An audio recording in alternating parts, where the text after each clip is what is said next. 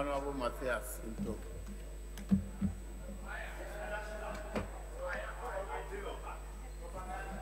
I thank you, Mr. Speaker, for giving the opportunity. I rise, Mr. Speaker, to contribute to the debate on the floor that this Honorable House approves the financial policy of the Government of Ghana for the year ending 31st December 2019. Mr. Speaker, I would like to, first and foremost, look at the one district, one factory. Mr. Speaker, with the basic economics that we learned some years back, when probably many or some of our honorable members were not born, inciting industries, one of the important things to consider is road.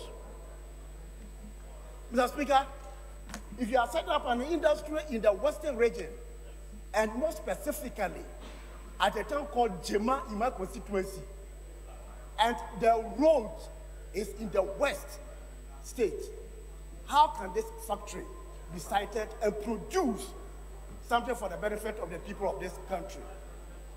It is extremely difficult.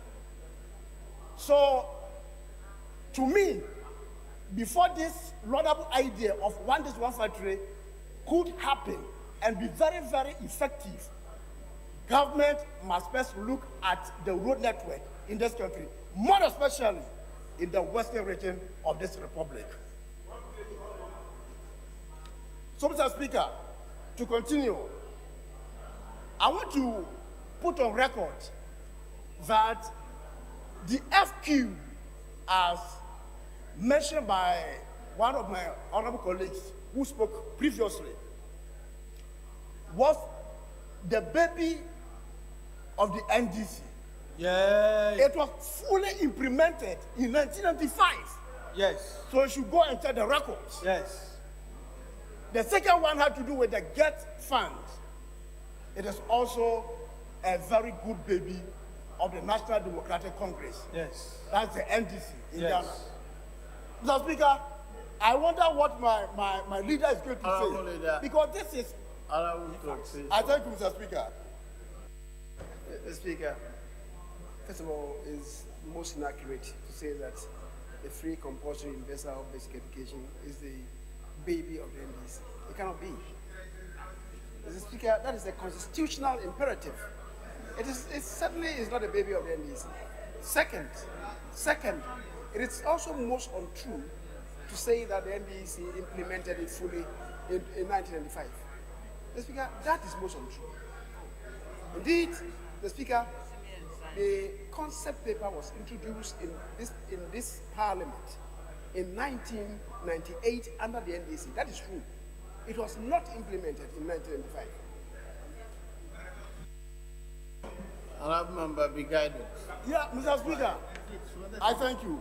Mr. Speaker, the honorable leader is very much aware. No, he's agreed with you. He's admitted it. So go on. Thank you for admitting it. Okay, leader, thank you for admitting. And then also, yeah, thank you for admitting, because I don't have to argue this or debate this with you. For admitting that the NDC indeed initiated it and made sure it is fully implemented. And our children are now benefiting from this initiative. Mr. Speaker, when you go to the 127th page of the budget statement presented by the Honorable Minister for Finance,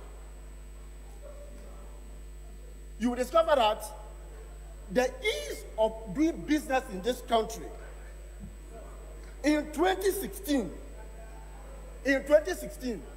Ghana was ranked 108 out of 190.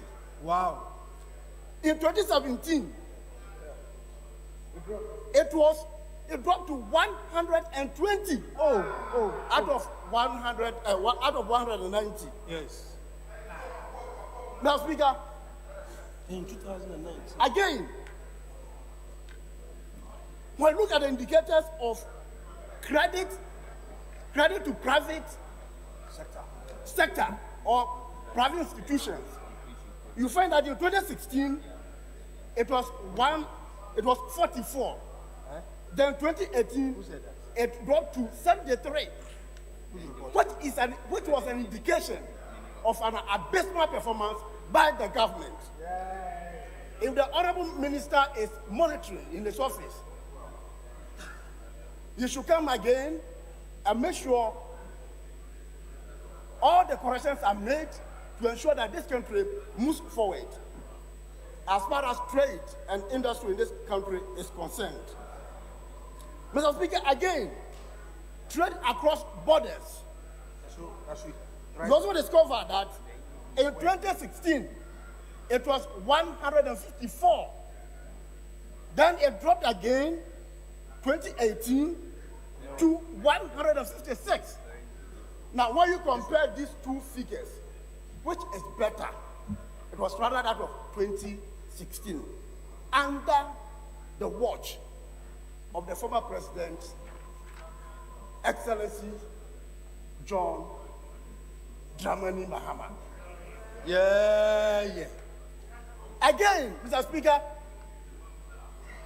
in registering of properties, in 2016, it was 77.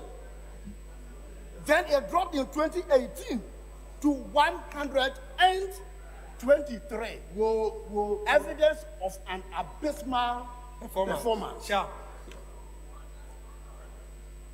Mr. Speaker, in resolving insolvency in this country, 2016, it was 155. Sure. Then 2018, it went down to the drain to 160. Wow. Another indication of an abysmal performance. Resolving insolvency. So therefore, Mr. Speaker, today, as we speak, importers are suffering. Clearing agents are also suffering. Teachers are crying. Nurses are suffering. Doctors are suffering. Politicians are also suffering. Most people, including my indefatigable leader himself, he's very much aware. He's saddened by the cost of living in this country. Today, 2018 is the year of our Lord. Yes. Mr. Speaker, another area I want to touch is the stimulus package that was previously mentioned by my colleague. Mr. Speaker, there are some questions that we have to ask, and then the Honorable Minister must be invited to this Honorable House to provide the answers. One, those companies that benefited last year, what specifically they should tell us, or he should tell us the companies and the amount that was given to them. The criteria that was used in the selection of those companies must be made known to all of us here, because as a House of Representatives, anything that is going out to benefit the good people of this country must be brought here for us to be very much aware, so that we could answer questions in our various constituencies.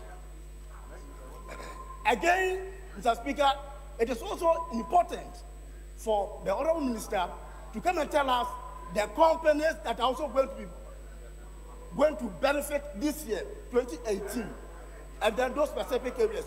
One thing that, Mr. Speaker, strikes me a lot is the mention of the factories that we established in this country. In the western region of this country, we have only one. Would the Honorable Minister be kind enough to tell us, especially those who are from the western region, where that industry has been sited? They should tell us so that we can know. And then when we go out there and our people ask us, we have tangible answers to provide to them. Again, Mr. Speaker, it was also recorded in the message by the Honorable Minister for tourism that Chocolate Day was organized in this country. That's a very good idea. I think we have to encourage our local products for the rest of the way to follow. Mr. Speaker, it may interest you also to note that the farmer who produces the beans for the chocolate to be manufactured, some of them have not even tasted chocolate in their lifetime. Meanwhile, they are the people that cause this production to take place. What is government doing to these farmers in the hinterland? Mr. Speaker, there's one important institution in this nation that government, not only the MPP government, but government, right from the time of independence to today, we are not paying much attention. That is gratis. Mr. Speaker, this is an institution that is training the manpower of this nation. You find that a lot of the youth have been trained in the construction or in the manufacture of machines. There was a time I mentioned the availability or the non-availability of pounding machines. That's the one that's used to pound fufu in this nation. And my colleagues on the other side were lambasting me. But Mr. Speaker, let me ask them, even the Honorable Deputy Chipwe doesn't have that machine in his house, even though he's a very good advocate for eating of fufu in the house. It is not made available. But this is an area that we need to pay much attention, because the manpower of this system depends solely on the youth. Therefore, I will urge the minister to ensure that this year the allocation to gratis must be increased for them to have the strength, to have the finance to be able to train more youth in the area of handiwork or skills, so that they can help in the building of this our beloved nation. Mr. Speaker, before I take my seat, I want to put on record and urge all honorable members in this house, who are the true representatives of the people of this nation, that we need psychological rejuvenation. All of us must change our mindset on the development of this nation. The development of the nation, the format of the nation depends on we, the leaders of this nation. And therefore, it behooves on us that any position that anyone finds himself, he should ensure that Ghana first. Ghana first. Now, made in Ghana product must be patronized by all of us in this house. And I like the initiative given by the Honorable Minister some time ago that Fridays we must put on Ghana-made products. I think it's a very good initiative. Therefore, we have to ensure that we all come together, all the political parties come together. Let's sit down and talk and make sure that this is the part we are towing to ensure that this nation develops. We travel to other countries and we appreciate all the developmental projects that have gone on. But what happens in this country? Mr. Speaker, I think this is the word of advice or encouragement that I want to give to all people, especially those of us in leadership today, that this nation must be developed by we, the current leaders, so that posterity will applaud us. I thank you, Mr. Speaker, for this great opportunity.